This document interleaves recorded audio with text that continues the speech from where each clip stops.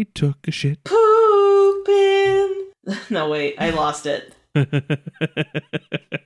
butt. Poopin' There butt. it is. Well, really, shouldn't it be, Poopin' in the butt. No, it should be for this week, take me out to the poop game. Take me out to the shart. Yeah. All right. Okay, good job. I'm going to do the intro. How's that? I think that was the intro. Good Stick luck. that up your ass and smoke it.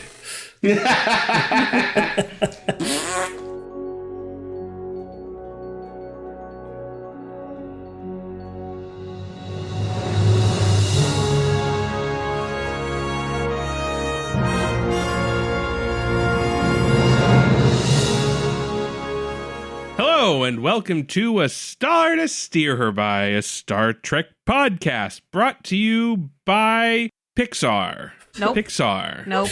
They make movies. They have a movie about a fish. Cease and desisted. Oh, I can't talk. Cease and desisted by Pixar. Oof, that joke was worth 3 times. But can you explain it? Because I don't get it. Anyway. Cease and defished. Am I right? There it is. My name be Jake. This is Chris. This is Ames. This is Caitlin. I'm Justice. Yay! And Justice is here. Switch hitting Justice is tonight. back. Look at that. Hey, Justice. Hi. You always join us for the best episodes. Oh my You'll have God. to teach us later how to bunt. I should have vowed a long time ago never to watch this episode again. Oh. Well, what episode are we Afterimage wasn't discussing? that bad. No, this, of Afterimage course- is a fine episode. Like Is it? having it's passable for getting there. Like I have notes, but But Jake but wants it's to a talk. passable Well, episode. shut the sorry. fuck up onto the intro! Oh my God. We should Through let the walls. Justice do the summary. We never let guests do summaries. We should can spring read. that on him. Yeah. Yeah. Anyway, yeah, so this is Star to Steer By, Star Trek Podcast, episode 222. Holy. 222. Like that TV show from the 70s. Oh, yeah. Yeah, Room 222. Never saw it, but I know that it existed. I know it was about a high school. Had a lot of... Good fucking I feel like God. it was a lot of like message. You're never going to type talk episodes. Star Trek today. But we Yeah. are going to talk Hey, Star Trek anybody got today. any Batman news? No! This week, welcome to This Week in Batman. This week in Batman, the Batmobile lost its wheels and the Joker got away. got away. Joker laid an egg or took ballet. Oh, I but haven't heard Robin took laid an ballet. egg. Robin Oh, laid that's an right. egg.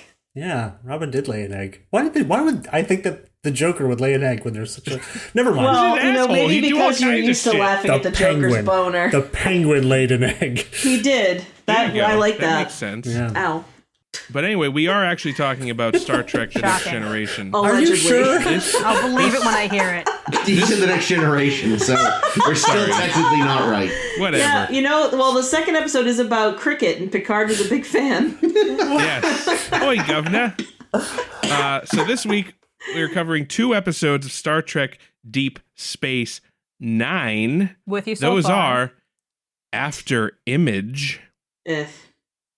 and Take Me Out to the Holosuite. Or, as Ames has titled it in our notes, take me out to the hollow what the fuck ever it is. Yep. I can't tell the I like difference. it. I don't know. No, that's the that's exactly what Jake Holosuite said. is endlessly cummier. That's Oh, I no. think the difference. Yeah. It's because it's A lot quarks. stickier in the Quarks Holosuite. bar. Ugh. So anyway, but first, before we get to that delightful little ditty, let us talk about the first episode, Afterimage. Afterimage, okay? So in Afterimage, we meet our new Dax, not Jadzia, but Ezri, who you may remember from the previous episode. Ezri Dax, she's hanging out on the station, but, you know, she's trying to talk with people. I don't really remember. She makes eye contact with Worf. It's awkward. Worf gives her the brush off, and she decides, I don't want to be here. This place sucks. Fuck it. Meanwhile, Garak has been recruited to do some kind of, I don't know, Cardassian decoding translating? transmissions from the Cardassians. Something. Yeah, code breaking. Yeah. Like, why the fuck would they be using Cardassian codes? Why don't they use Dominion codes? I don't know. Whatever, Breen. man. What's the Breen up to? Yeah, the Breen. Jeez. So anywho, Garak's been decoding these things, but he starts having, remember, you can recall all the way back to season 14 when he was having issues with claustrophobia. So he starts kind of having those symptoms again. In Quarks, he kind of has a little outburst, and then he's in his shop doing something, and he has another one and freaks out. And as you'll remember, Ezri Dax is a therapist. Supposedly. Junior. She's an assistant therapist. Yeah, so she's Assistant like, to well, the you chief know, therapist. while I'm here, I might as well Assistant to the regional manager. therapize the shit out of Garak and fix his claustrophobia. There's a bunch of that, you know. Meanwhile, also Worf is being mopey, and Quark and Julian are Ugh. getting boners for God Ezri. damn it. But Worf Done with puts a them. stop to that. He grabs the doctor. He's like, if you ever look at her again, I'll tear your spine out. I don't know why I sound like Odo. Wow. I was thinking you actually sounded like Christian Bale's Batman, so I thought we had gone full circle there for a second. Thought you were speaking Bat. I don't remember. Was there any other B plot in this episode? I don't really remember. No, they were kind of just. That was it. It was. Okay. It was a couple It's days clean. in the life of Ezri. Yeah. All right. clean- So anyway, clean long story story. short, she helps Garak get over his thing because it turns out what he's really upset about is that the information that he's giving the Federation is going to be used to kill Cardassians, and he doesn't feel so great about that. But then she's like, "Yeah, but I helped you," and he's like, "You're right, you did. So thanks." Pats on the head. And then, but Ezri's still like, well, Ben, I saved Garak, but I have to leave because, you know, Worf's a big bitch, and I just can't be in the same station with him. And also, I quit Starfleet because I also don't want to be in Starfleet anymore for some reason. And then she's about to leave, and Worf shows up at her quarters and is like, ugh, I don't want you to leave on my account. Still Odo. And she's like, well, that's literally the only reason I'm leaving. And he's like, oh, okay, well, don't. So she's like, fine, I won't. So she goes back to Ben and she's like, yeah, I would like to rescind my resignation. He's like, I never said it anyway. It's right here in my desk drawer It's a next to my bad- Purdue mags. Bad captain. I put it in the circular file. Kermit the Frog? What's happening? Don't you got another case of the Mondays?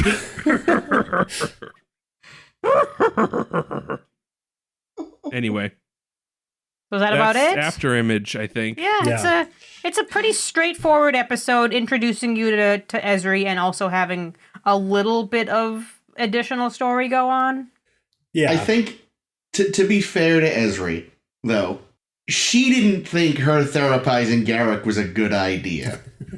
This was another classic Sisko move. This was, let's see what happens. Yep, that's a typical Sisko move. Like, that is, you know, a few weeks ago we were talking about, like, how consistent Ducat. is. My Because, buddy. like, even as his exact sort of, like, means and his means and his modus operandi change, his actual end goal, his core beliefs, always remain intact. Ben, similarly, his core belief is, let's see what happens. Let's Come on, take old this. man. Let's fuck around and find out. Yes, exactly. Like, let's take this woman who really, like, maybe shouldn't leave Starfleet, but might probably take a sabbatical. Does she have another life? Like, did she not have any other thing happening in her life? I mean, she was a Starfleet officer, you know? She was a trainee, basically. She's like... Does she have friends or parents or no one else? Literally no one else. She talked about that. Yeah, like, she had a life, but it's, you know, like, again, like, realistically, she should take some time off to let everything settle, because she was not trained for this. I mean, it's been like, what, 2-3 months? Yeah, but I imagine, you know, you're supposed to get years of intensive training before you're joined. If you've gotten no training, like, you probably need a while to just kind of stare at a sunset and But Ben's like, I want my friend here. Yeah. But as far as, like, come along, old man.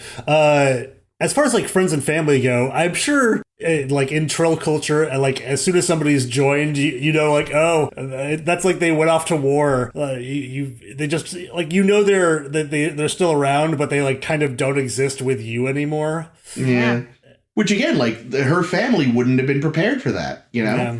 Like, a family of a Trill that's going to be joined, that's probably part of it, is they get used to the idea that one day this will happen. But they're not allowed to support them when they're going through something that's incredibly difficult? I mean, I'm sure they could if she'd, again, just take the damn vacation, but...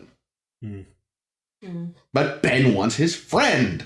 Yeah, I will say, so the opening bit of the episode does something that kind of sums up Trill culture better than all of the Jadzia episodes where they tried to tell you about Trill culture combined. And that's that she's standing on the promenade on the second shelf somewhere, looking out, saying, I've never stood here before in my life, and yet I know this exact feeling of standing right here.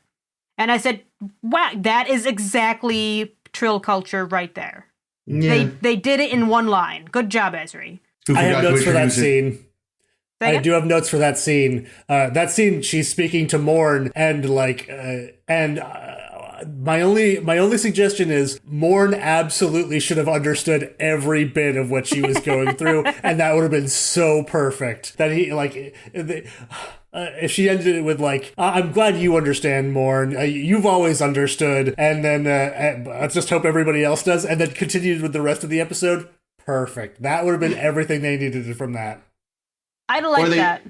Or they finally give Morn his one line, because she goes, you don't even know who I am, do you? And he just goes, Dax. Oh. He's like, oh, okay. Oh, yeah, that would have been sweet. I'd like that. Yeah, that'd be good. But I do like the idea that she just cornered him and forgot to say who she was.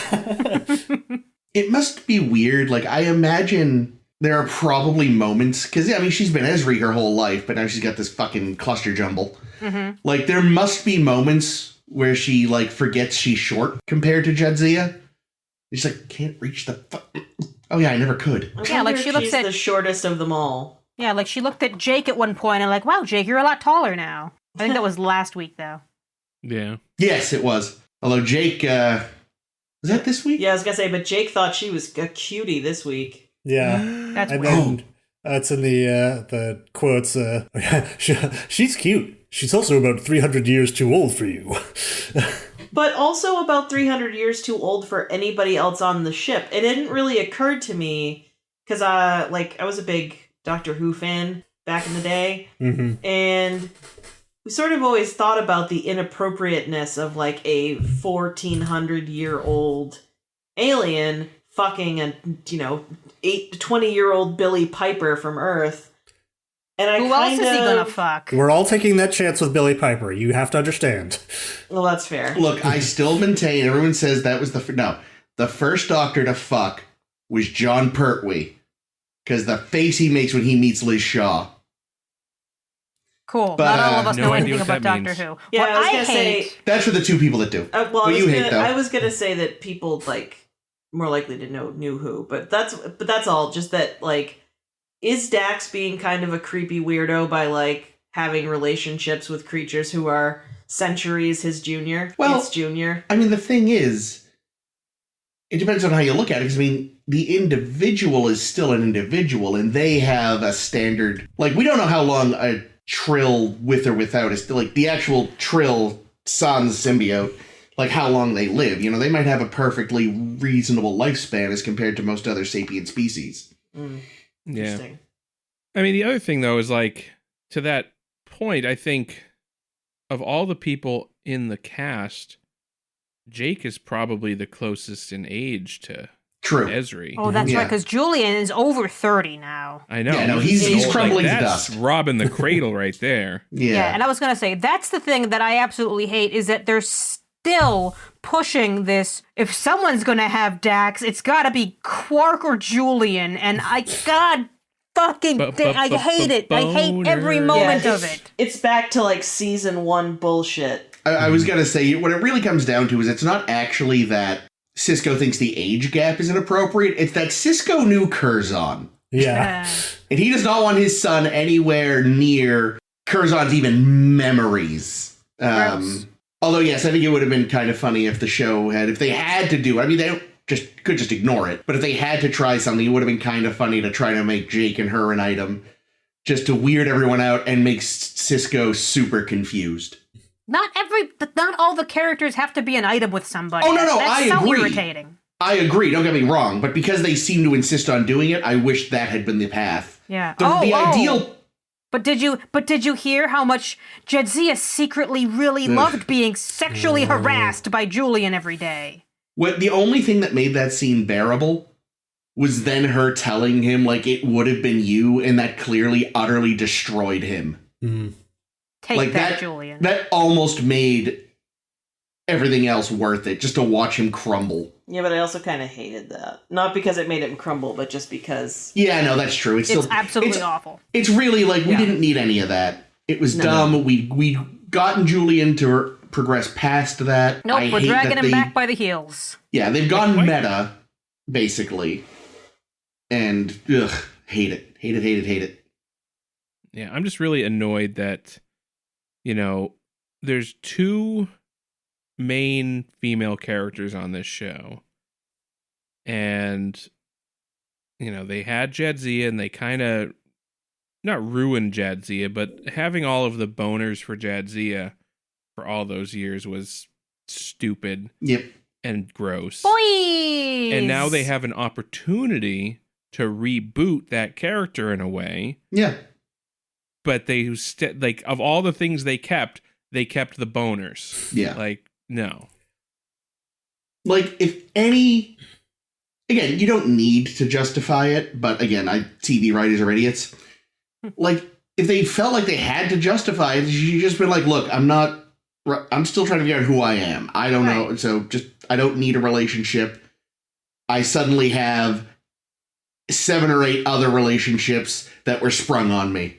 Yeah, I really liked the scene where Ezri actually told Ben not to call her old man anymore. Yeah. And then he does the next fucking scene, and I wanted to throw him out an airlock. Well, I don't know if, like, she was saying, I think... Maybe, was it just in the, like, at the moment, don't call me old man? Yeah, I think it was in the moment because she wasn't feeling very good, because that was the scene where she, snuck in the back door to his office and stuff to avoid Worf. Well, what I'm saying then is I would have liked if we stopped calling Dax old man now because Ezri is a different person who doesn't like that. Yeah. But no, we're going to treat it exactly the same all the time. I will say, though, one thing I thought was, I don't know what the adjective here I want is, but I enjoyed, I guess, Avery Brooks' performance. Like, he was definitely, he's just, like, he's used to this, He is the least fazed by any of this. Which scene are you talking about? Just in general, like, a lot of their interactions are just, he's just like, this is fine, this is normal. What? Why is everyone being so weird? It's Dax. Oh, even Dax is like, but it is weird. And he's like, no, it isn't. See, I didn't care for when he started just yelling at her and pulling the kind of reverse psychology, like, oh, you should go then. You suck. You're the worst Dax yet. Get the fuck out of my office. And even though he's doing it as a way to, like, push her to that edge, he doesn't know this Dax. He doesn't know how far he can push this Dax. That's really shitty. And the first time we meet her, she's like, I'm neurotic as shit, and I already don't want to be doing this. Yeah. So it kind of feels especially yucky. But also, like, come on, Ezri. That was obvious reverse psychology. You're a therapist. How do you not... Here's the thing, though. Well, I think... what have we learned? Counselors in these shows are not very fucking good, are they? What do you think, Go ahead, Jake? I think she decided to stay because she figured, man, there's going to be a lot of people needing therapy on this station given how emotionally abusive the captain is. Ben is nuts and I love him. He makes mistakes, but overall I love him. Does an occasional war crime. Yeah, occasionally reverse psychologizes his friend poorly. He's basically forcing poor Garak to do this thing that he clearly doesn't want to do and is uncomfortable with. And he convinces Dax to go in there and, like, convince him that it's the right thing. I mean, this isn't even bringing up the next episode where he forces everybody to play baseball against a team that's God clearly it, far Ben. better. He makes poor Rom humiliate himself. Okay, that's not good. I don't want to get too ahead of ourselves. We're going to get to this. But I'm going to be so absolutely angry true. later. But the point But is, also makes him Rom fucking embarrasses himself every episode on his own. Hey. So Oh, let's not pretend. You're terrible. I mean, What, Jake? here's the thing, though. Ben Sisko is a monster. Well, you're not wrong. Can we talk about Worf's snit when he finally actually runs into her? You are Oh my not Jadzia. Jadzia died and went to Stovacor. Worf. He puts on his big boy pout and It's just gotta be such a weird thing. I mean, It's he weird. just more or less he just kind of reached a new level in his mourning when he did like the shit from last week where he like got Jadzia into Stovacor, or so he Yeah. thinks, because that's what Klingons think. Yeah. And once he reaches that level, I think he's like more okay. But then to just shove Dax in his face, that's gotta rip every rug out from under him. I think the problem, like, the snit scene is annoying, and his later scene, like, that just, like, that's better. It's just like, look, I have this kind of weird religious outlook sometimes, if the writers decide I do. And it's hard for me to comprehend the idea that, like, a Trill soul isn't necessarily immutable. You know, it's potentially it can fragment, maybe, and that doesn't jive with his upbringing. And that's hard for him to wrap his mind. And that was a much better scene, you know, because it was a little more just adult and honest. You know, it's like, I'm having trouble dealing with sort of like, you know, for all the stuff he could deal with, their cultural differences, it's that when it got to the metaphysical, there was an issue. Mm. And that's way more interesting than just, me. You're not her. You're not But her. speaking of like way more interesting, this episode is such like a C average episode. Yeah. Otherwise, like I want so much more out of it. Like considering all of the like metaphysical questions it should be raising. Yeah. But yeah, There but were a instead couple it's- moments. yeah. Sorry, go ahead. Instead we got Garak like going a little overboard, even for Garak. But they, like, for all that, like, his whole plot annoyed me, when he actually had his final breakdown, I thought, yeah, that was really well done. Oh, I didn't. Really? Oh, I loved it. I thought his final meltdown looked like an actor acting. No, really? I quite liked it. And I think maybe it's because I've seen way better Garak meltdowns. I mean, it definitely looked like a panic attack, I guess. Which is different than, like, you know, just a strictly emotional breakdown. Because a panic attack is an emotional breakdown, plus all logic is just gone. I don't know. I'd have to watch it again, but I remember in the moment being like, am I affected by this? I don't know, because I could see the seams. And I realized that took me out of it in that moment. It's like, oh, I see Andrea Robinson in here. Damn it. Took me out of the show. I would agree that like you can kind of see the seams through this whole episode because they really do have to stitch her into everything with what 10 episodes left. Yeah. Oh, I know, right? I want to talk a little bit about... Are there only 10 episodes left? Yeah, no, we're still pretty early in the season. There's like 20. 20. Okay, I can't remember exactly how. Yeah, there's 26-ish, 28 Okay. in the season. All right, I got scared. Go on. But still, they gotta get her in there quickly. Yeah, they have a season to deal with her. Okay. But, no, I want to talk about, is Ezri a good therapist? Because there was a hot second when she first starts talking to Garak that she starts telling a story about herself. And I'm thinking, oh my god, Ezri's a genius, and she's figuring out like how to get Garak to respond by telling a similar story so that he can see himself in her story. And then it turns out, no, that's not what she did. She's just telling the story because she's a neurotic weirdo who doesn't know how to talk to people. God Here's the thing. damn it.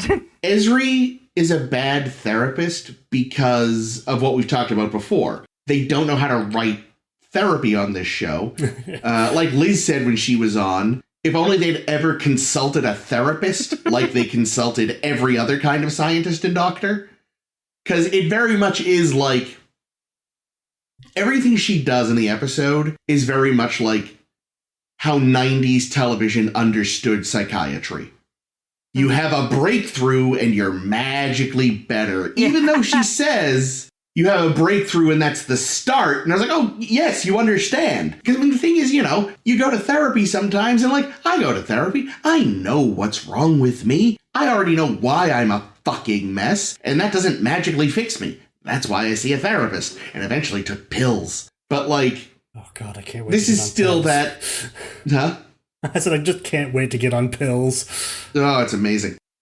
Try regular therapy first, everyone. Just saying. Don't jump straight to pills. They're not always necessary. PSA. But like, this is very much like TV 90. The thing we've been bitching about the whole time with therapy on TNG and DS9. It's just, this is as good as they can write it because they refuse to find out how. Mm-hmm. No, I get that. So like, no, she isn't, but also she couldn't be better because of who's writing her. Is she better than Vic? No. No. No, Vic has a much stronger sense of self. Damn. Vic is the best therapist in the show. Who is? Vic. Yeah, Vic's the best therapist on DS9. Guinan's the best therapist we've seen, full stop. Alcohol, the cause of and solution to. All of life's problems. But yeah, that's what annoyed me about. Like, I like the idea that Garak is being torn up by conflicted loyalty is great, but the plot was just wasted on this. Because this is a guy who, he was exiled for God knows what weird political reasons, but he actually still loves Cardassia and wants to be part of it. And it does also explain sort of why he would have started thinking, like, yeah, of course I can do this code breaking, because fuck the Dominion. I want the Dominion off of Cardassia. But, given time, and he thinks it was like, right, but the problem is with Cardassia in bed with the Dominion. And that's really, it like that, again, ties really well into his character, his overall arc, everything we know about him. Which is why the fact that it was kind of mishandled in this makes it so much worse. Because, again, it makes so much sense with everything we have on him. Yeah. Claustrophobia on a space station is fucking wild, because there's nowhere you can go. I mean, sure, yeah, they go to the holodeck, holosuite, whatever the fuck ever it is, as I wrote in my notes. But he knows, like, this isn't real. This air that I'm breathing has been recycled every which way. If I want to go outside, I die, because that's fucking vacuum. Yeah. Like, I mean, that's the most trapped you can be. Yeah, and I mean, he's lucky he's where he is, because it's, still bigger than the corridors on a starship. Yeah. Like, even a bigger starship than, you look at, like, say, the Enterprise D. Yeah, those hallways are a decent size, but that's as big as anything gets, Like, the promenade is huge. Yeah, don't go on the ISS, Garak. No. No matter how much they beg you to replace the Russians. I like the HIPAA violation where Garak is like, let's go and have this conversation about my private medical information in public. But see, he requested it, so it's okay. Yeah, I know, but I think even then Bashir would have to be like, I'm kind of not allowed, but maybe. I don't know, we were in hospital one Christmas Eve and they delivered a fucking death sentence there, right in front of us. Yeah, right in the waiting room. I was like, horrifying. This is fucking awful. Whoa. Yeah, no, very unpleasant. What did they say to him? Basically that... He had a blood infection, and they were like, there's nothing we can do, you're gonna die. Yeah. Holy shit. And he was like, what if I quit right now? And the doctor was like, nope, it's too late. And I'm just sitting there like, why isn't this happening in an office? Can I leave? I'm gonna leave. It was so upsetting. I'll never forget that experience because it was terrible, and I was heartbroken for this kid. I'm more sad for you guys for having to be there. Well, it was so awkward. But we got to live. We got to live, so. Especially because it turns out I didn't have to be there. Oh no. Yeah, that's true. I had burnt myself with a chemical, but because I had followed the instructions on the bottle and from poison control, I was fine. And the chemicals, we weren't cooking meth. It was for it was for draining the tub. Yeah, it was like industrial strength Drano. If you really want to know how stupid people are, though, every nurse and doctor I saw, when I explained, they looked, it seems fine. It's like, oh yeah, I just followed the instructions. They all looked amazed beyond belief that someone had followed the instructions. That's amazing. Anyway. Yeah, sorry. Also, keep in mind, this is as we discovered with TNG, HIPAA was quite new at this point. Oh, yeah. Because we joked about HIPAA violations in TNG, but then I looked it up, and HIPAA didn't exist until 1996. Huh. Well, that means it should be well established by the 24th century, and why Yes. don't they know that? Damn it. Speaking of death sentences, Ezri just goes right to the place where Jadzia died, and that struck me yeah. as like, this is really dark, but they're playing it in such a light way, and it's weird. Yeah, that's another scene that should have been better. Yeah, she like skipped And into the later. room, like humming la la la. Oh, I died here. Do do do do do. What I thought was really awkward though too was like Kira being like, "Yeah, I try not to think about it because she of course has to go there every day to worship." You know. Oh my god, that's true. Like, that should have been a better scene. That should have been a longer conversation between the two of them. Yeah, and not like their first conversation. Yeah, which it basically is. Like, ugh. Like, there's so many... That's what's really crushing about this one, is like, there's so many germs of good ideas, Agreed. and none of them turn into a disease. Yeah. Weird. I don't know. Weird Ezri metaphor, doesn't- Chris. Ezri seems to be sticking around. Aw, Disease enough for me. poor Ezri. With her... Poor She Ezri. has a horrible hand dealt to her, because how are you going to like a character introduced in the 7th season replacing a beloved character? You're not. They should have Yeah. just written her off. I still don't understand why they've done it. Yeah, they But could the have thing is one that- episode where we go visit the new host, and that'll be it. Yeah. That would have been good. The thing is, though, like, Ezri or not, I just kind of feel and have felt since, because what episode? These like the 3rd and 4th episodes? Yeah. It's already feels like the weakest season they've ever produced. Like, it feels weaker than season 1, which is unusual for Star Trek. Like, season 1 is usually rough. With Deep Space Nine, it was actually pretty good, but now I'm feeling like already pretty underwhelmed by everything. And I feel like Ezri is just like the thing that drags it lower, because I'm like, oh, this sucks. And again, like, in every way, it's like we're dragging it back to first season with the Julian and Quark bullshit, and the Ezri, like, okay, so now Dax once again is not a person, she's just an object to be lusted after. She's gonna leave the station because of Worf. Oh no, she's gonna stay because Worf said so. Oh, who's gonna get who's gonna get Dax? Like, just ugh. And My money's on Quark. Yeah, well, No, Morn. It's got to be Morn. well, yeah. Well, My I kind money's of feel like on- Morn's already hit that. I feel like Morn and Jadzia. They definitely had They at had least a- one date. Yeah. Well, Hot. Morn is a great listener, and He's got those cute little hairs. Yeah, I was like, Jadzia giving- liked his hairs. a giving lover. Very generous lover. To his under that weird padded suit, he's like buff.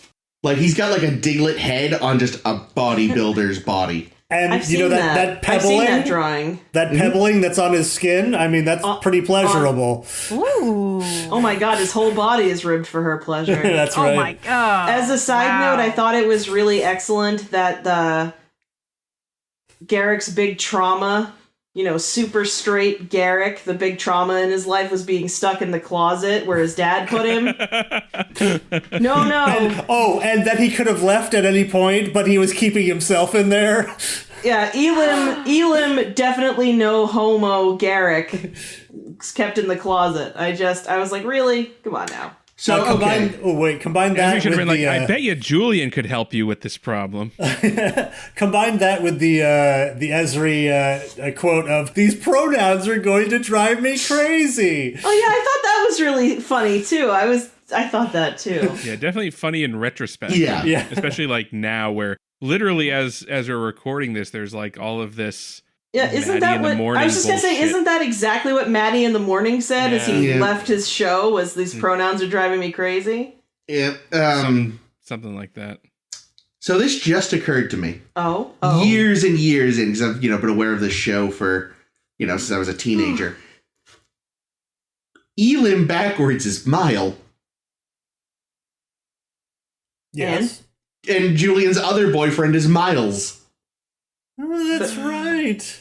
yeah, and if you mix up Miles, it becomes slime. So Hey, that's the I one. just think it's funny that I know I'm just teasing. When There has- believe me, when you mix up Miles, it becomes slime. No. Oh, especially if Julian's no. involved. if only you could somehow make Kilometer out of Keiko's name, but like an anagram or something. Sorry, Anagram. non sequitur. Anyway, let's Anyway. move on to the reason we're all here.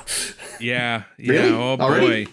Oh yeah. I think Do you have so. Actually, anything we've been else talking- you want to say about Afterimage? I guess not. We've We've been been talking going about like it for a 40 while. minutes on Yeah. Afterimage. Yeah, that went by really fast. Isn't Afterimage the name of like a Sky Mall type of thing?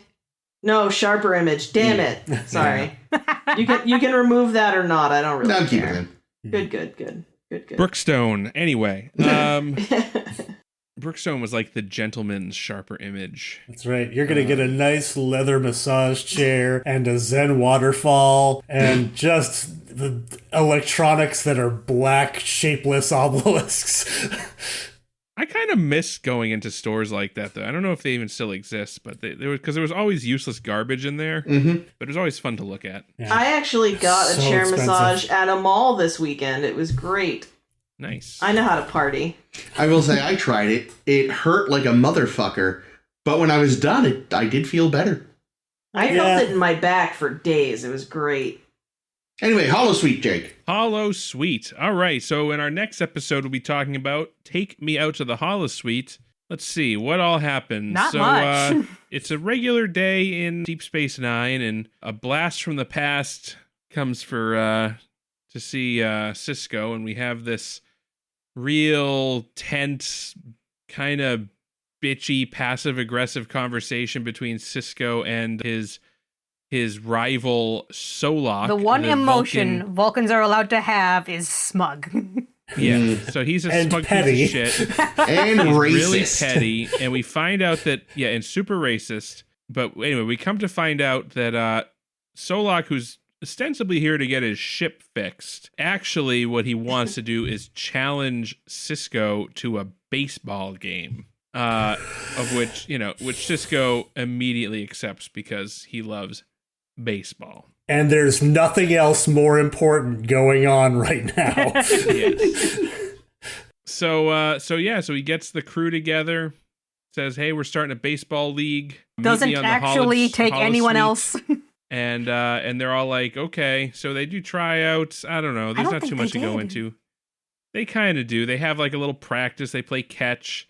There's a lot of goofy shit, showing aliens not being able to understand baseball. And Or humans. Englishmen or Irishmen. Right. So really only Jake and Benjamin are good at it. Well, that makes sense. I mean, they have the most experience. Yeah. But, they go out of their way to show that Rom is not just bad. He's like destructively bad. Poor Rom. So He sucks. broke Quark's head. Yeah, he breaks Quark's head, and he's so bad that he gets kicked off the team, and everyone else is going to quit in protest. But he's like, "Don't quit in protest on my account. Just stick it out. I want you to stick it out." So they all do. Then Sisko's like, "Shit, Jake, our team blows. We need to call in a ringer." So he pulls strings to get Cassidy's deliveries canceled Damn. to lure her back to the station. Someone really needed those deliveries. Lures her back. She thinks it's going to be a fuck fest. But Yeah. but then he's like, "Actually, I got you how's 2 your weeks throwing off. arm?" And she's like, "How many handies do I need to give you? Jesus." But no, it turns out he needs that throwing arm because he needs her on the team. He needs a ringer. We also find out that this whole thing with Solak isn't just a just a standard rivalry. Turns out there's a history here, and Sisko and him had a wrestling match, which Sisko got humiliated. And this is back when they were at the academy together.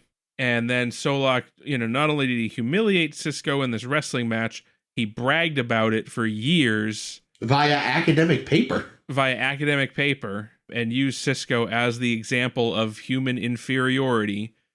So it was really important Damn. to Sisko to beat his ass at baseball. And everyone kind of gets the story from Cassidy. She lets it slip, and they're like, "Yeah, we got to win this for the captain." So the day the big game comes, and they lose 10-1, I think. Oh, yeah. They get it's walloped. yeah, They get it's- wharfed. They get seriously wharfed.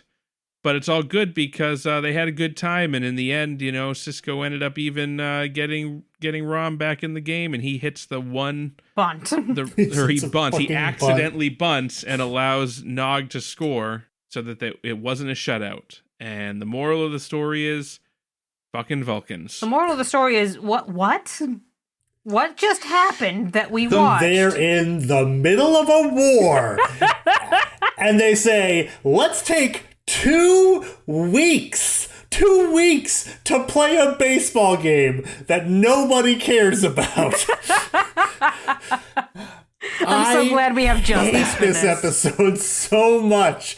Oh my god, I was so tired during this episode that I kept on slowly drifting off, but then getting angry at something that would wake me up again because it's boring and angry and anger-inducing. I mean, it's baseball. That's exactly what baseball is, because it's the most boring fucking sport.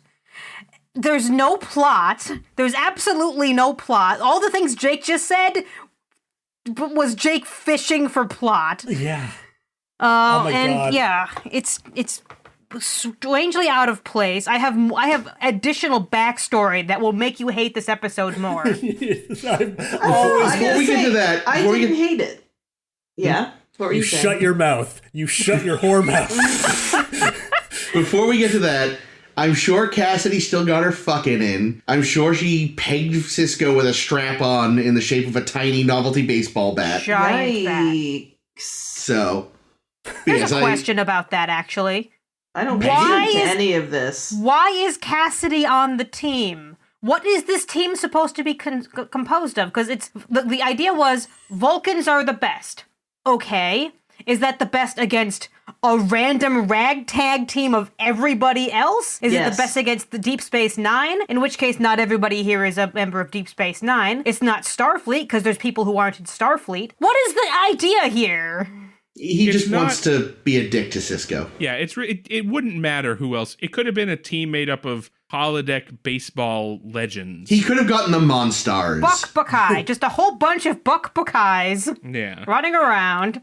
It wouldn't have mattered because all that mattered to Solok was to humiliate Sisko again. And Sisko was just like, I can't not take this bait.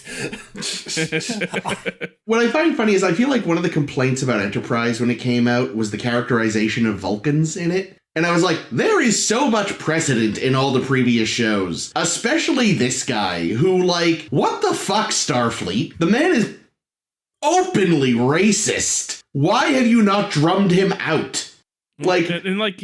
So I find it surprising that there is such a thing as an all Vulcan Starfleet ship. There's precedent for that too. It blew up. Yeah, but still, was it Intrepid? Existed. Jesus. Yes, it blew up logically. Oh right. Yeah, it blew up, and Spock had a Ben Kenobi moment. That's right. I totally forgot about that. Yep. But you would think that they'd be over these segregated crews, unless there's can you imagine? Do you think their Ponfars sync up if they're all on the same ship? We discussed I think we discussed that with the Intrepid. Yeah. The answer is obviously. Yes. They just every 7 years they just have to self-destruct the ship. Oh God. No, every 7 years the ship goes dark for a week, and then they come back and spend 2 weeks hosing it down. Yikes. And then it goes through 3 bury-in sweeps.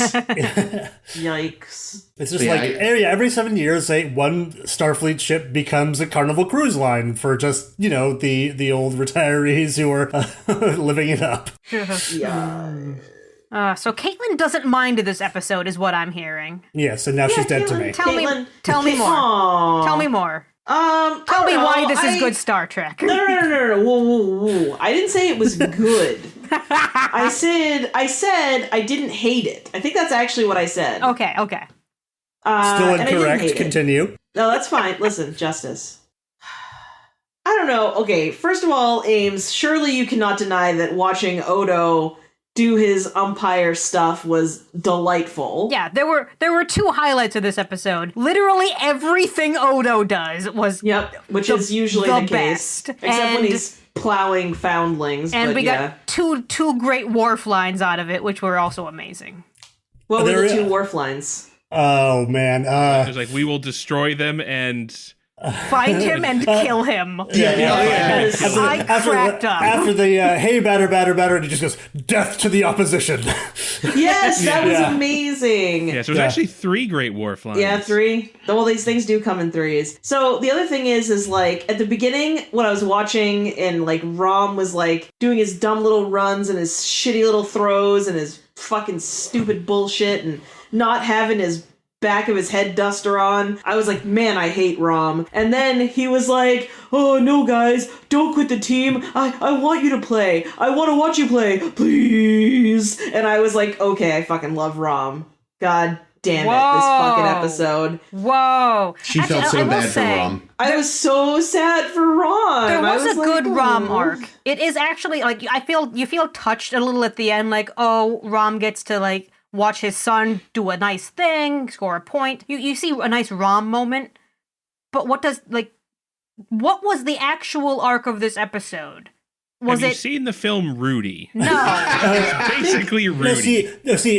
That's the thing about this episode is it's not one bad sports episode. It's like 7 or 8 crammed into one, and all of them are combating, and none of them ever finds their footing. Like you've got the is it a like underdog Bad News team? Bears, is that the one? Is it? Yeah. Is it? Well, it ends like the Bad News Bears, where they still lose, but they like feel good about it.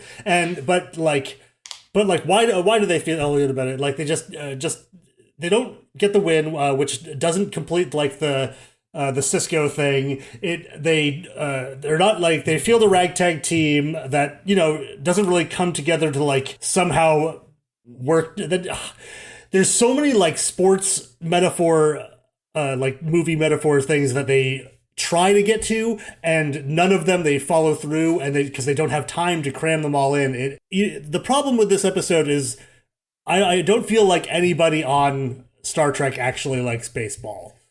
Oh, I have a story. I have a great story for that. So the reason this episode exists is because way back when, you'll remember in TNG, I think it may have been the episode where we meet Stubbs, the guy who plays baseball games in his head. Yeah. Michael Pillard decided to kill baseball in the 24th century, even though Michael Pillard is a massive baseball fan. And all the rest of the writers thought that was really weird. So when Michael Pillard finally went away, Ira fucking Bear has the weirdest ideas, guys. He decides out of fucking nowhere, I want to bring baseball back as a tribute to Michael Pillard, even though he's the one that killed it in the first place. So what he did, and this is what makes me absolutely abhor this episode, more than the actual watching of the episode, is this fact. It is a full rewrite of an episode of Fame that Ira Bear wrote. Oh, like, man. It is legit, like, scene for scene. There are several scenes specifically taken out of that episode. The one where Rom bunts, taken directly from that episode. The one where Nog doesn't know which player to tap with the ball, taken directly from that episode. Fucking lazy ass bullshit that Bear had already written, and I hate that. Yeah, like, there's no good, like, there's nothing actually interesting about baseball. Like, I don't like baseball. I don't like baseball in general, but there's plenty of great baseball movies out there, and name one. All right, okay, the absolute top is a League of Their Own, and it is a fan-fucking-tastic movie. Okay, name 2. Okay, how about Field of Dreams or Angels in the Outfield? Angels in the Outfield is solid. I like that one. There are plenty of great baseball movies that are like, it's not a completely terrible thing to watch a movie about. Oh God, the recent one about the like minor league team in the 70s or 80s by that guy. Oh, I can't even remember. Oh God, it's a really good movie. I'll track it down later and see if I can. Maybe I'll Moneyball. Moneyball is a good movie, even if it's not really a baseball movie. But yeah, it's a baseball movie. Like, but like, there's so many like little things that are in a lot of those movies that are in this, but like, those movies have time to breathe and you know, develop these things, and And this just, it tries to cram in so much. And also, oh God, like the slapstick moments that they try and get to in this, and not a one of them is funny, and there's so Kira much of it. would be great at catching ball. Come on. Yeah. And, God. Why is Kira suddenly utterly inept? I don't get it. I thought she did great, and she looked cute as fuck in that uniform. That was one of the things I liked about this episode. I didn't get to finish, but that was one of the things. I will say, Kira looks cute as fuck. I think the Niners caps are genius. Oh yeah, the logo isn't good. Yeah. I'll say that. I like the Logicians as the name for the Vulcan team. You never get a great look at it, but the Vulcans' uniforms, their names are written in Vulcan script. Mm-hmm. Yeah, I saw that. Oh, that too. is That's nice. Cool. I actually own one of the replicas of the Niners cap. Oh, but we it's know. a bit too small for my giant head. Oh, Well, of course you owned it you certainly nerd. wouldn't have fit Rom either then, because that looked Well, awful. they had to make us clearly Yeah, make no, a they- special. It was like a Rastafarian hat. Well, that's nice. Like, they made really huge big. hats for all the Ferengi, but if you look close, they still cheated it, because you could tell, like, they kept the, like, front of their makeup off. Like, you could tell, like, no, there should be more lobe there. And I think with Michael Dorn, they just put on his nose and then put the hat on. I wonder. I don't think there were bridges under there. Did you notice that Kira's name on her jersey changes? Oh, it Because does. originally they wrote Nerys, and then someone had to tell them that's That's her first name. that's her given name. What would that be? given. Yeah, that's Given her name, that's her yeah. given name. Her surname, her family name is Kira. Yeah. So you they haven't been see her calling in her- both. I noticed that Lita's jersey said Lita on it. Does she have another name? Not that we I don't know know that of. we've ever heard another name for Lita. Yeah. But you would Didn't she think have as a Rom's Bajoran, last she name, potentially? No, she just say Dabo Girl on the Oh back. God. maybe she's like Mario from the Mario Brothers movie. Oh, Lita, No, but Lita. his last name is Mario. Oh, yeah, I get it now, yes. Oh, Luigi Mario. Luigi The Mario movie I and was thinking Mario. of is Everybody Wants Some. That's a great movie. I don't Never know. heard of that. It's by Richard Linklater, so whom I find either very good or very bad. What was interesting to me about this episode is, like, I find it amusing enough, but all I could think was, like, there was this in high school I loved, I mean, I still do, but I really loved this anime called Slayers. And I remember that. Oh, Yeah, Slayers is a great show. And it's a fantasy adventure anime, and it's mostly comedic. But the, like, last stretch of episodes, when they find out it's the big bad, like, would always get really super dark and serious. You always knew the end game was coming because there was the last funny episode, or quote-unquote funny. For some reason in that show, in all 3 seasons, it was a cross-dressing episode. Because, like, whoever wrote that show just clearly thought cross-dressing Well, it was was the usually funniest fucking Gory, thing. though. Wasn't Gory the one that would wind up dressed like a girl? In the for first most 2 part? seasons, in the 3rd season... Oh, the I think Rock Boy did too, didn't he? But so to me, this feels like this should have been the, like, last lighthearted episode before the, like, finale run. No, it should not have been in the show. It should No, have I'm been saying it was... excised and left on the cutting room floor. And then That's what it somebody felt should like have to me, though, is the, hit like... Ira Bear. I would in the like to face, offer the frying opinion pan. that it at least was better than fucking the actual cross-dressing episode, which was hot garbage. Yeah, no, Star Trek has done much worse than this. It's just So much here's the worse. I don't know thing. how this episode has a 7.5 on Yeah, IMDb. there are people Get who love it. Fucked, people. People love this episode. It's actually very high rated because there are so many people who love it. And here's my question. Every fucking television series in the goddamn history of time has done a baseball episode. There's never a point. The point is always, do you win some, you lose some. Or maybe we have a rivalry thing. There's never actually a fucking point to having a fucking baseball episode except that they get to play baseball. Goddamn fucking table flip. Star Trek should be different.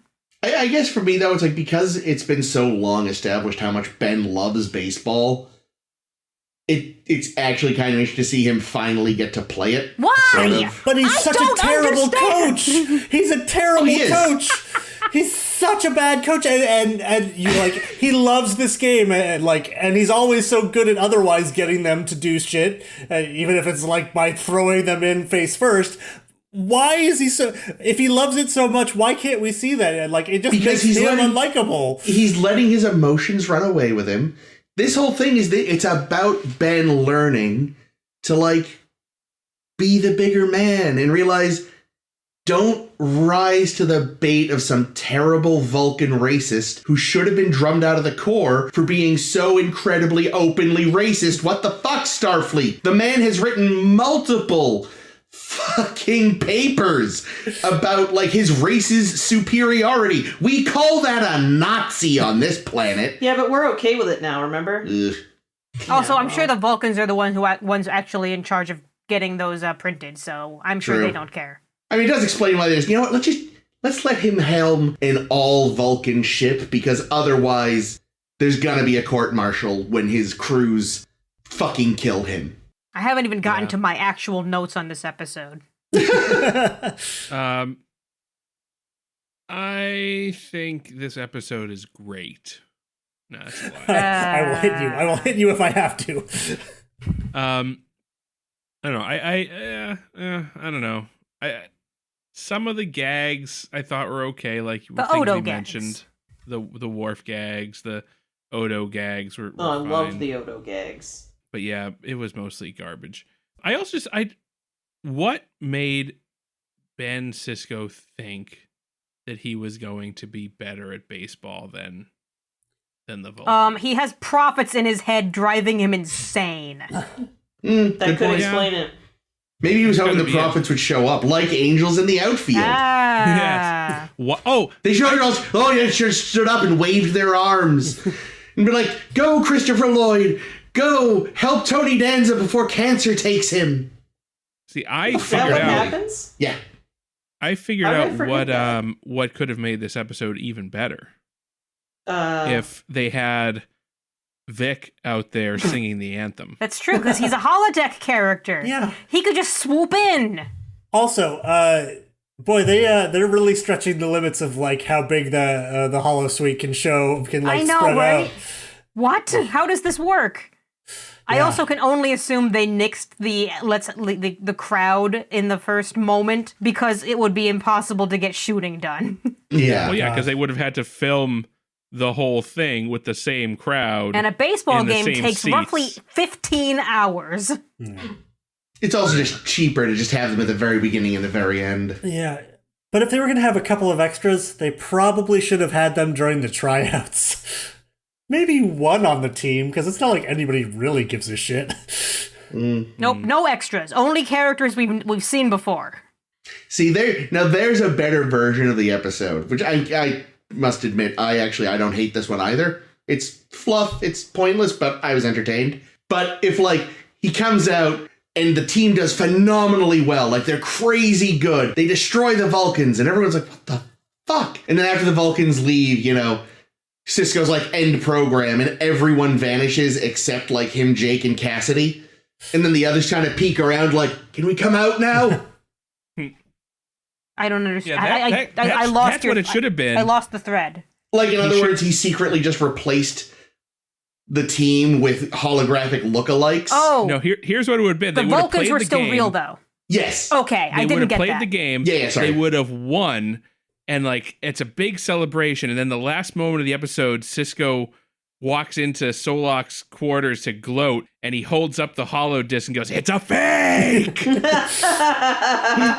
Or alternately, you know, Solok's like, well, you won. It's like, you're right, because I outsmarted you. And turns and I was like, it didn't even occur to you, you dumb fuck. Yeah, And then Sisko whacks him in the face with his penis. Here's my Sorry, better what? pitch for a better episode too. Is that like they somehow like managed to even out like through programming, like even out the teams a little bit, but the Vulcans still are clearly whooping ass, and they still managed to do to get close to a victory. Maybe not an actual victory, but they get close to a victory with strategies, like something that you might actually have to like be interested in baseball to know.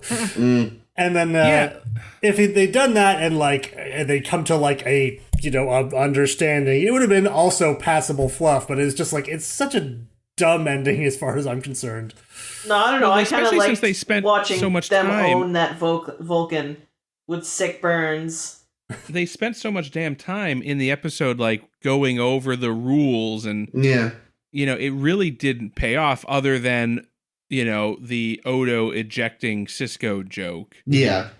But if they had, what more if there did was you like, need? oh, well, we uncovered some obscure rule that meant that, we actually got a good run or something. I don't know. Yeah. Involve also- some sci-fi is what I say. That would be nice. It would be Yeah. nice if in this sci-fi show for sci-fi people that usually most of the jokes are we don't get baseball rules. Baseball's stupid, right, everyone? It's so hard. If there were some fucking things to enjoy for the sci-fi nerds. Well, see, the science fiction aspect is getting an Englishman and an Irishman to play baseball. Hey, but they What? have Scotch flavored gum. Oh, yes, that's right. Oh yeah, that was a that Ronald was D. fun. Moore line. I would try that. Ew.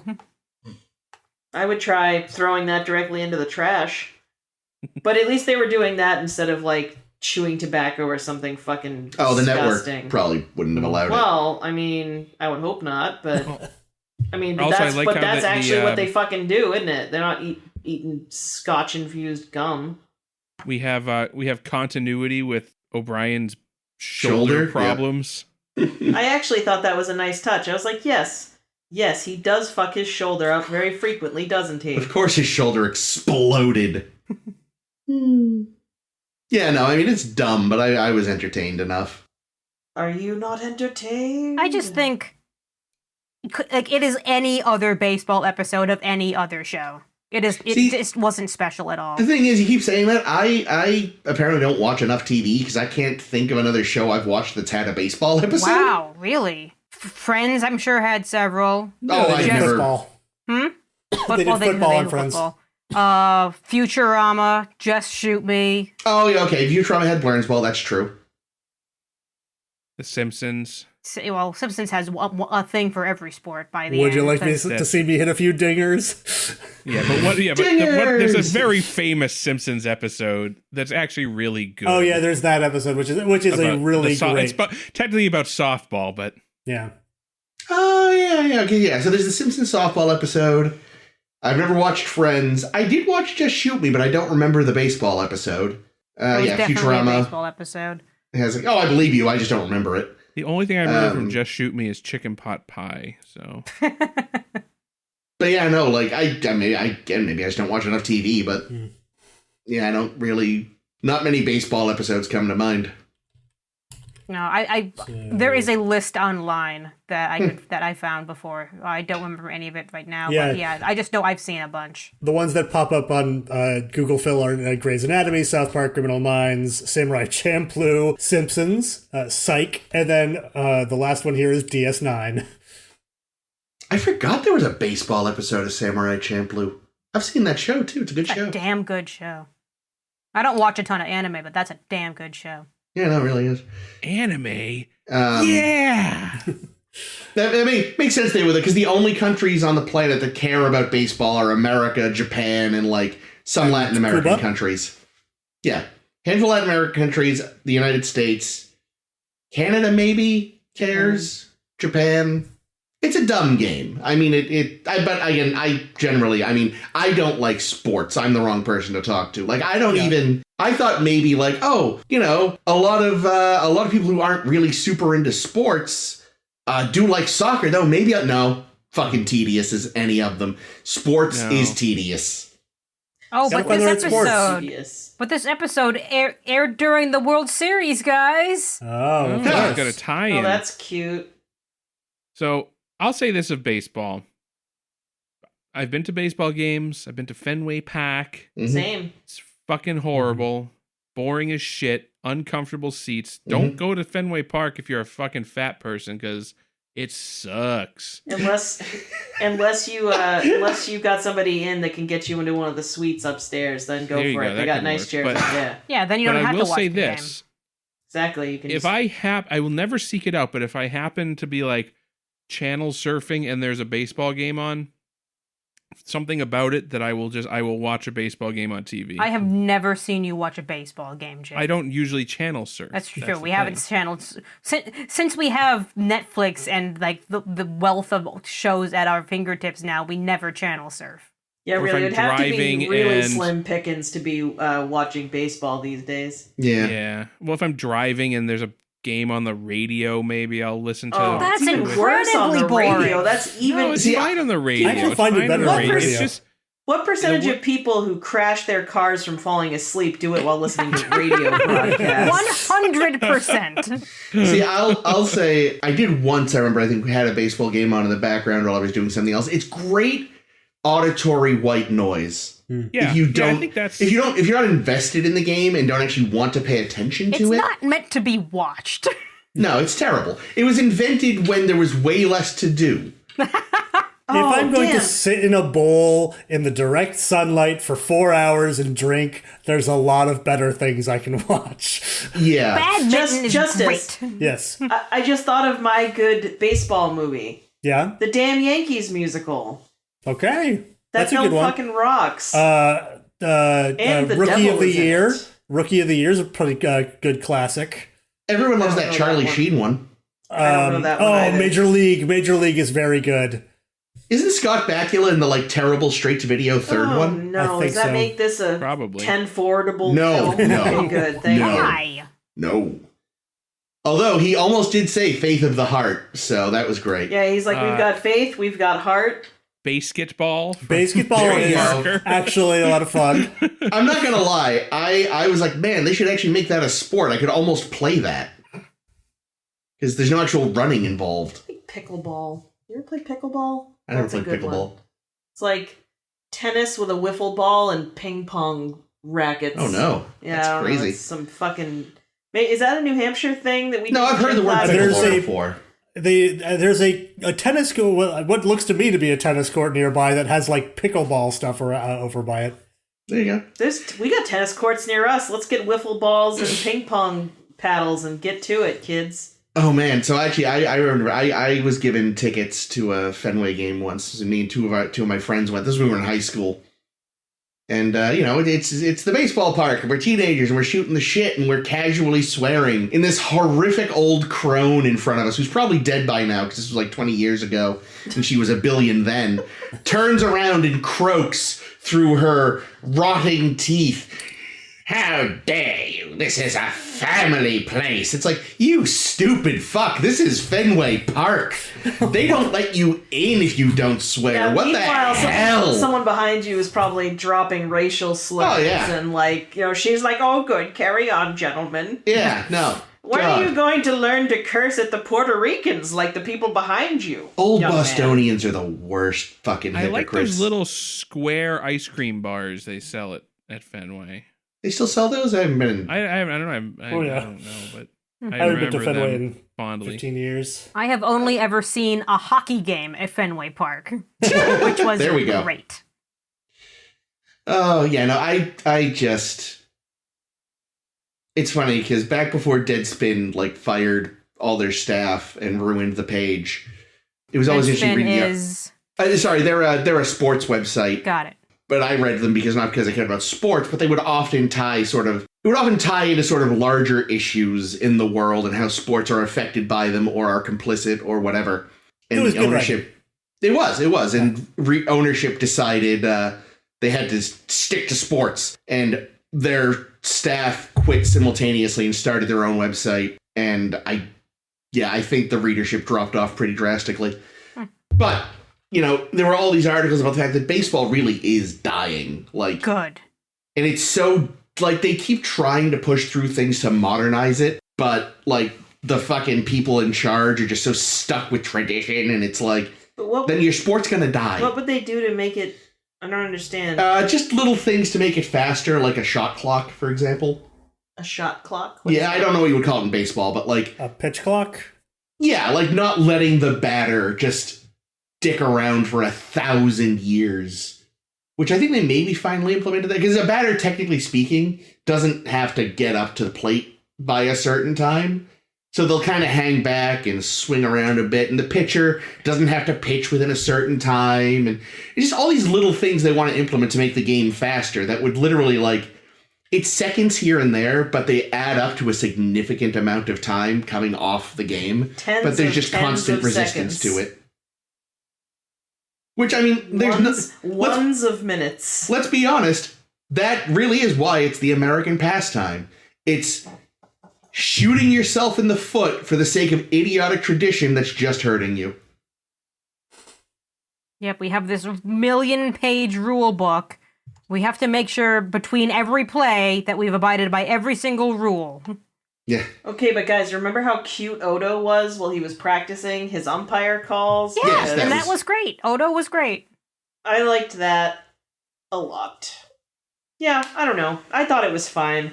I think of an already pretty mediocre season, it was like probably the best so far. I mean, it kind of makes sense that it's been sort of slow because one thing Star Trek has always had, has had an issue with since TNG, is like coming back from a season break.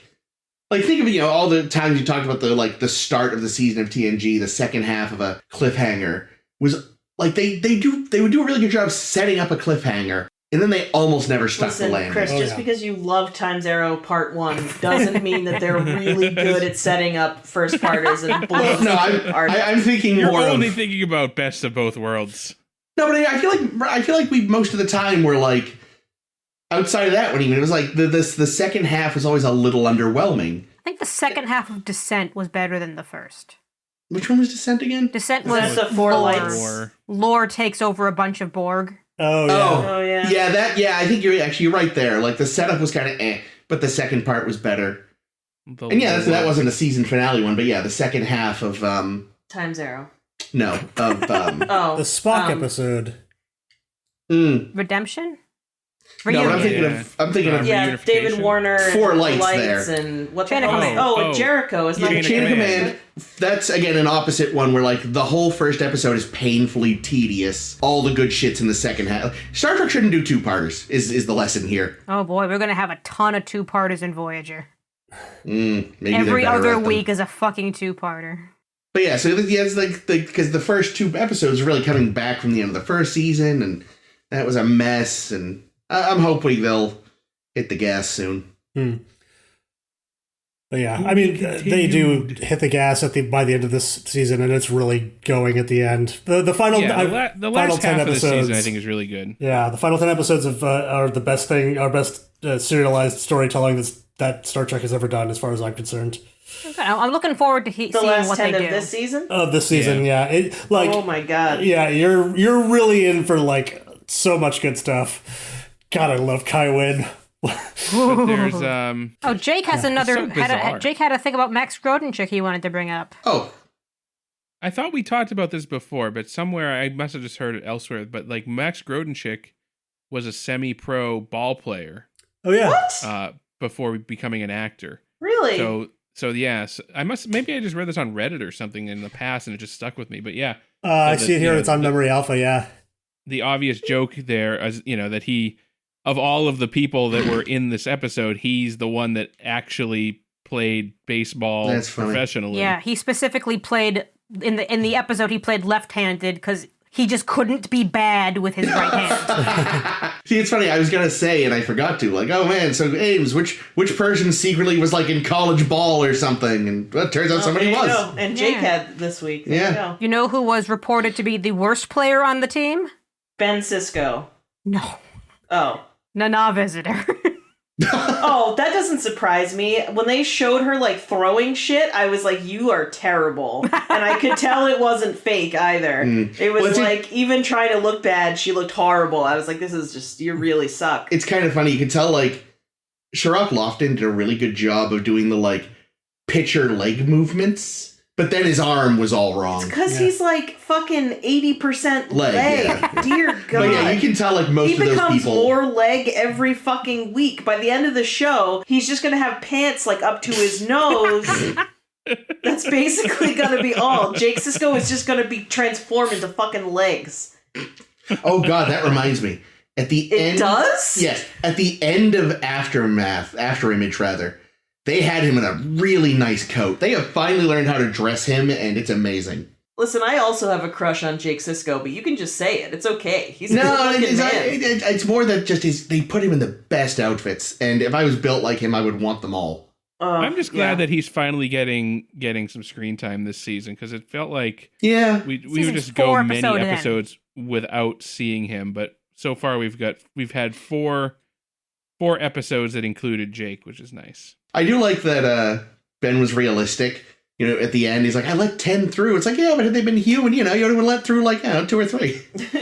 He wasn't like, struck them all out. He's realistic. And then he gave him a kiss. Like, I've seen Ben Sisko kiss Jake Sisko, like, twice already this season.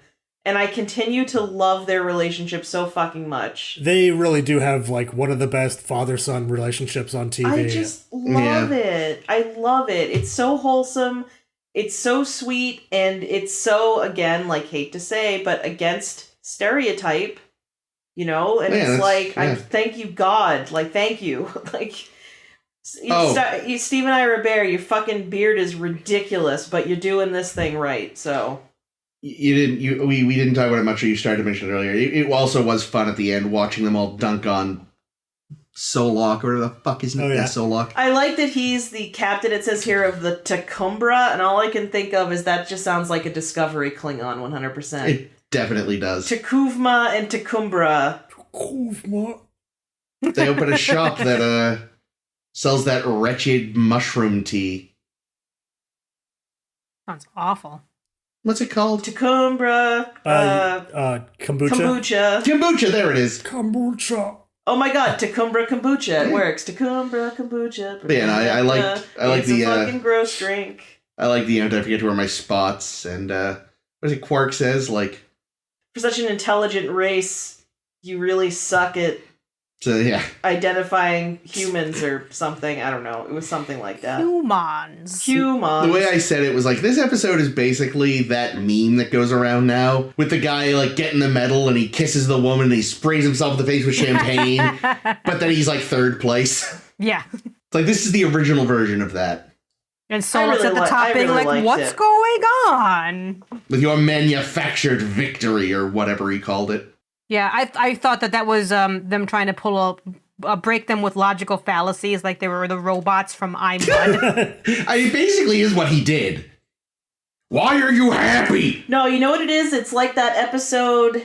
Oh, is that one where like Chekhov is like they're all like jumping up and down and Damn it. Okay, fine. I was gonna be like, no, it's like this other thing, but no, actually, it's exactly Same like thing. what you just said. So yes, it's a lot like that, guys. Good comparison. I know lots of things about Star Trek, including all of the names of the episodes. It's been a lot of Star Trek and a lot of titles. I didn't know the name of the episode then. I mean, it's nice of you to be this nice, is a franchise that has an episode called The Emissary, an episode called Emissary, an episode called First Contact, and a movie called First Contact. So, I mean, they can't keep it straight. An episode called Lower Decks and a fucking stupid series called Lower Decks. And I think, didn't I accidentally name one of our episodes after an episode? Without even realizing it. Yeah, it was Coming of Age. And I was like, there's an episode called that, Chris. I was like, oh shit, Simpsons did it. Well, this has been fun. Any final thoughts? It's been great being angry with everybody. I've been angry. It's been a joy. I've just learned that the name of Rene Aubergenois' photo double is Chuck Shanks.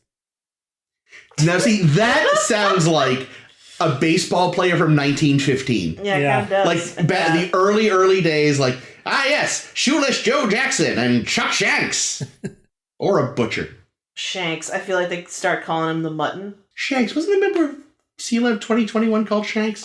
Christ, we're stretching. Please end this episode. Michael Shanks. Mustache is, on Stargate. or off? Yeah, the best jokes are inside jokes. Yep. It's not an inside joke. You just have no C-Lab 2021. Yeah. Well, Off. Speaking of every show that... Speaking of every show that has no connection whatsoever to Star Trek. Thank you for joining us on this Batman podcast. Chris's dream come true. Thank you for joining us tonight on Dance with the Devil. Star Trek reference. Yes. Batman Star Trek reference. Yeah, if you like what you heard here tonight and you want to listen to us avoid discussing Star Trek again, good news, we do that a lot. So check us out, SoundCloud, Stitcher, Spotify, Google Podcasts, Apple Podcasts. You can find us on Facebook, posting Batman memes. If you search for Star to Steer By. Not really, actually. Our memes tend to be pretty Star Trek-y. So we're doing that right, at least. You can find us at SSHB Podcast on Tumblr and Twitter, and you can find us at sshbpodcast.com, our home on the web. Read a post, take a post, leave a post. Next week, we're going to talk about Triasalis. Chrysalis. I know what it says. And Treachery, Faith. It's always Jake that mispronounces. I wanted to have the fun. Oh, no. So Chrysalis and Treachery, Faith, and the Great River. That's Treachery, Faith, and the Great River. Yeah, sorry. Treachery, Faith. I think it sounds, okay, here's the thing. I haven't seen it, but Treachery, Faith, and the Great River sounds like it's going to be some Native American planet again. And my heart can't take it, so please tell me that's not the case. I do not remember this episode, so. Oh, God. I remember this episode. I could be right then. Oh, it's Jake's favorite episode. It's not my favorite episode. I like the it. Magnificent Ferengi, again. I was going to say, are the Ferengi in it? Because you know how Jake loves those Ferengi episodes. There's a lot of Nog. It's a Nog heavy episode. Ooh. Well, I do like Nog. The Nog episodes towards the end get really good, too.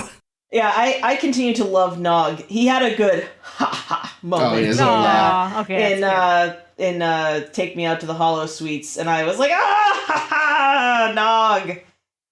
I just love him. Anyway, yeah. So, yeah, we'll do this again next week. So, in the meantime, I've been Caitlin. I've been Jake. This has been Chris. This has been Ames. I'm Justice. Aw, Justice, thank you so much for joining You're out of us. here! Rule of Baseball, Section 4, Paragraph 12. Do you have anything that you want to rep while you're raw? I don't have anything to promote at the moment because all I do is take care of a child and stare at a wall. But actually, I'm going to be in a radio play later this summer. I don't know whether or not it's going to be, if they're adjusting anything about whether it'll be live or not, but I assume it's still going to be on Zoom. I'll be playing, I was in this. Who was I already played Sherlock. Lestrade? Lestrade? I'm going to play Lestrade again, yeah. Yay. You mean Lestrade or the Pimpernel? Which is it? Oh my God! No Pimpernel. Please be the Pimpernel again one day. I hope that happens at some point. Looking at you, Liz. All right. Ayo. All right, it's late. It is Sign late. off. All right. Good night, sports fans. Good night.